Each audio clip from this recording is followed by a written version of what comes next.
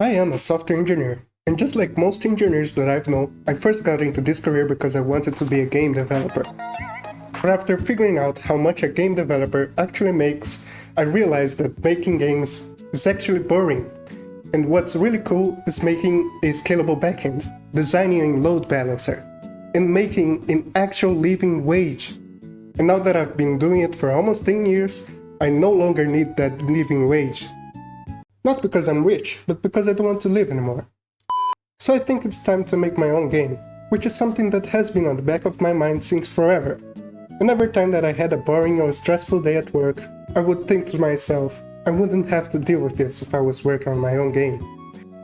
And now that I'm finally doing it, I only have to deal with the anxiety of having no stability or money. But I'm doing it anyway.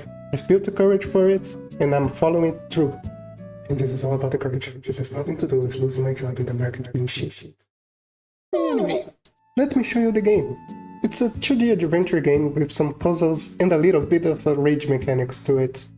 It's supposed to be a different spin on the classic Snake. In fact, I started by recreating the classic one and slowly added more stuff to it. Like better movement, scenery, enemies, a desire to kill anything that moves, flowers, and so on.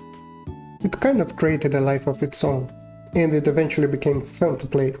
So I want to continue working on it, and maybe one day I'll be able to release it.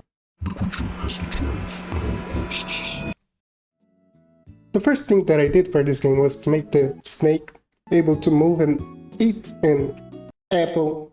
In reality, it's just a body in an area. When the body enters the area is removed from the scene. The only thing missing now is more apples, so when one apple is eaten, we pick a random position and create another one.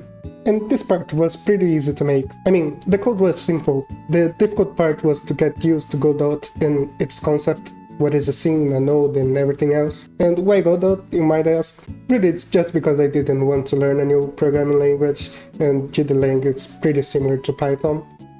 And also, Godot has a lot of users, so it's easy to look up stuff when you're stuck. But it is a shame to not write the snake game using Python, right? Once the basic movement was done, I needed to make it grow when the apple was eaten. Making another square show up is easy. Just duplicate the current one, and it's done. The hard part is actually to make it move properly. Sure, you can find endless tutorials on how to do the classic one online, but this one, it really doesn't spark joy. There are so many right angles. Where are the curves? The passion? How would this represent the madness in the foundation of our reaction existence? It can't. So I made it curvy. So now every body part follows the previous one, but does not copy its position. Meaning that when a body changes direction, the next one will go to an intermediary between the position it was before changing direction and the new position. We then change the speed to compensate for the shortest travel distance, and it's done. See? Now it sparks joy. And it's way more complicated than it needed to be. And I wasted too much time on this.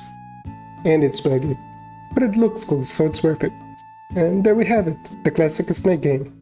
I also added collision walls, player respawn, but let's not turn this into a tutorial right now.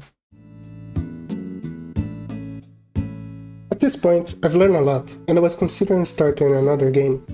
But then I thought, well, I already did all of this, and there's still a lot I have to learn, so why not build on it? And so I did. I've added tile maps with some challenges, running controls, some enemies, attack for killing those enemies, doors, then some keys for those doors, some puzzles, and so on. The truth is that I've enjoyed every aspect of it so far. Even when I had to deal with some completely nonsensical bugs, it was worth it to be able to see an idea come to life. And as simple as it is right now, I'm glad that I did it so far.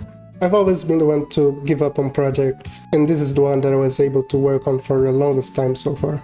And I'm proud of it. It's still far from done, but I'll keep working on it, and hopefully one day it will become something worth of being out there. If you would like to see that, consider subscribing. I'll share updates on the project and whatever else that I found interesting that deserves a video. So thank you for watching.